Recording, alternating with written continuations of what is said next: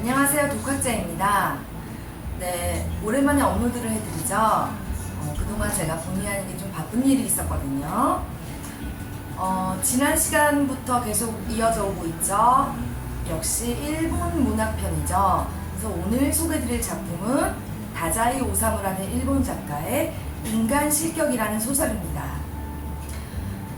인간실격이라는 이 소설은요, 장르를 사소설이라고 취급을 하는데요.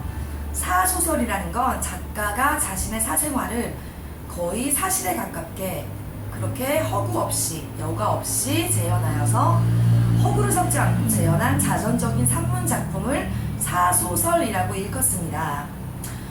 이 사소설은 20세기 초 일본의 자연주의를 모체로 성립한 문학 장르고요.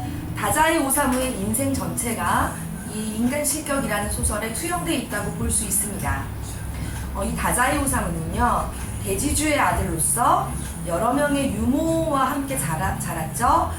그랬기 때문에 어린 시절 정서적으로 불안했고요. 이 사람은 허무주의와 영세주의에 빠져서 술과 마약에 찌든 생활을 했고 39살의 젊은 나이에 자살로 생을 마감했습니다. 이상으로 인간실격이라는 소설이 속한 장르인 사소설에 대해 간략히 알아봤고요. 제가 이번 이 인간실격이라는 작품에서 주목하는 점은 오늘은 소설을 심리학적 텍스트로 한번 읽어볼까 합니다. 그래서 이 인간실격이라는 소설의 화자인 주인공 요조라는 나라고 1인칭 주인공 시점이죠. 이 화자 요조가 겪고 있는 심리적인 문제점을 제가 오늘은 소설 텍스트와 함께 심리학을 병행해서 그렇게 소개해드리는 시간을 갖고자 합니다. 이 화자 요조라는 인물은요, 심리학적으로 보면 의존성 성격 장애라는 증상을 겪고 있는데요. 이 의존성 성격 장애라는 건 자신의 정신적, 신체적인 욕구를 충족하기 위해 다른 사람에게 지나치게 의존하는 만성적인 상태입니다. 이 다자이 오사무라는 작가는요, 어린 시절에 여러 명의 유모들과 함께, 생모가 아니라 유모들과 함께 자라오면서 이런 의존적 성격 장애를 얻게 되지 않았나 싶은데요. 이런 의존성 성격 장애 환자는 꽤 빈번하게 보이죠. 사실 우리 삶에도 많은 빈도수로 발생하고 있는 게 이 의존성 성격 장애인데요. 일례로 제가 고등학교 때 친구 한 명이, 제가 대일외국어 고등학교를 나왔거든요. 그 학교에 친구 한 명이 이 의존성 성격 장애를 가진 친구가 있었어요. 여자아이인데 그 아이 같은 경우는 심리적으로 굉장히 문제가 많았던 애예요, 지금 보면. 그래서 의존성 성격 장애 말고도 뭐 경계선적 인격 장애나 연극성 인격장애 이런 것도 두루두루 다 갖추고 있었다고 보이거든요, 지금 보면. 근데 이 아이 같은 경우는 이제 경계선적 인격장애나 연극성 인격장애에서 오는 그런 과잉된 행동, 과장된 감정 표현, 지어낸 뭐 억지스러운 행동과 말, 이런 것 때문에 대인관계에 굉장히 어려움을 겪었어요. 예를 들면 남자친구를 사귀는데 그 남자하고 전화통화를 하다가 뭐 영화 대사를 따라한다거나 자기 얘기인 양 그런 식으로, 그리고 막 소설에 나오는 대사도 따라하고 막 좀 이상했거든요. 그런 증상 때문에 당연히 친구도 자주 바뀌고 남자친구도 이제 오래 못 가고 헤어지고 그랬는데, 이 아이의 의존성 성격장애의 특징은 그렇게 친구가 바뀌고 남자친구가 바뀔 때마다 의존할 수 있는 대상을 찾아야 하기 때문에 곧바로 다른 대상을 물색해요. 또 바꾸고 또 의존하다가 그 사람이 질려가지고 힘들어서 떠나버리면 또 바꾸고, 이런 식의 문제점을 보이는 아이거든요. 그래서 여기 나오는 요조라는 화자도 뭐 비슷해요.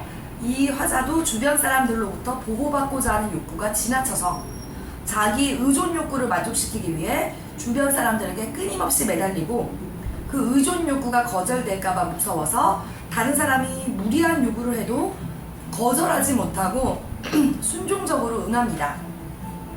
그 소설책에 나와 있는 문장을 예로 들어보면요, 책에 뭐라고 문장이 나와 있냐면, 제 불행은 거절할 능력이 없는 자의 불행이었습니다. 권하는데 거절하면 상대방 마음에도 제 마음에도 영원히 치유할 길 없는 생생한 금이 갈 것 같은 공포에 위협당하고 있던 겁니다. 라는 문장이 등장합니다. 이러한 의존성 성격 장애를 가진 환자들은요, 주변 사람들과 멀어지는 것을 두려워하는 분리불안이나 불안정한 대인관계를 흔히 보이고요.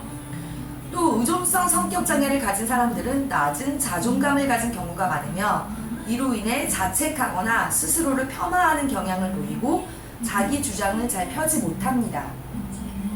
그 책에 나오는 요조라는 화자의 익살맞은 광대 행동, 그 광대 행동도 주변 사람들에게 관심과 보호를 받고 싶은 그런 행위라고 볼 수 있죠. 인간을 향한 구애이다, 요렇게 문장으로 표현을 하거든요, 책에서는. 그러니까 앞서 그 자막으로 중요 문장에서도 보여드렸듯이 인간을 향한 마지막 구애였습니다 라는 말이 등장을 하죠. 이 화자는, 요조는 세계관과 인간관이 굉장히 비관적이고 염세적이에요. 그러한 세계에 대한 두려움, 중요 문장에도 몇 문장 나왔었죠. 그 세계에 대한 두려움이 그 타인에게로 하여금 의존하게끔 만드는 그러한 심리적인 기저가 깔려있는 거죠. 이 소설에는 어떤 문장이 나와 있냐면요, 화자의 요조의 말인데요. 세상이란 게 도대체 뭘까요? 인간의 복수일까요? 그 세상이란 것의 실체는 어디에 있는 것일까요? 무조건 강하고 준엄하고 무서운 것이라고만 생각하면서 여태껏 살아왔습니다 라는 문장이 등장을 합니다. 이렇게 이 요조는 굉장히 약하고 나약하고 너무 섬세하고 유리 멘탈이죠. 요즘 말로 하면 유리 같은 멘탈을 지닌 그런 주인공이죠. 그래서 스스로를 보호할 수 없을 것 같은 두려움 때문에 혼자 있을 땐 무력감을 느끼고 자신을 지지해주고 도와주는 사람과의 관계가 멀어지면 그런 지지와 도움을 줄 수 있는 다른 사람들을 급히 찾으려고 하죠. 이러한 요조의 특징이 바로 심리학적으로 보면 의존성 성격 장애라고도 볼 수 있는 거의 극명한 점입니다. 그래서 책에 나왔듯이 이 요조는 총 4명의 여자들을 전전하는데요. 처음에 스네코, 그 다음에 시즈코, 그 다음에 스탠드바 마담, 마지막으로 요시키. 이 4명의 여자들에게 기대는 심리, 일종의 모성애를 갈구하는 그러한 심리를 보이는데요. 책 속 문장에도 어떻게 표현이 되어 있냐면, 그러니까 요조 화자는 나는 그 여자들로부터 귀여움을 받았다. 여자들은 나를 매우 귀여워해줬다. 이런 문장이 대놓고 등장을 합니다.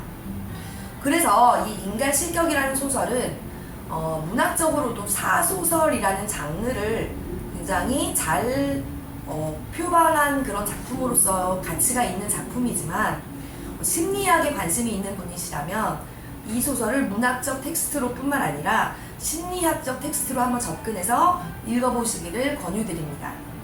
이상 소설 속에 다루어진 심리학을 들여다봤습니다. 감사합니다.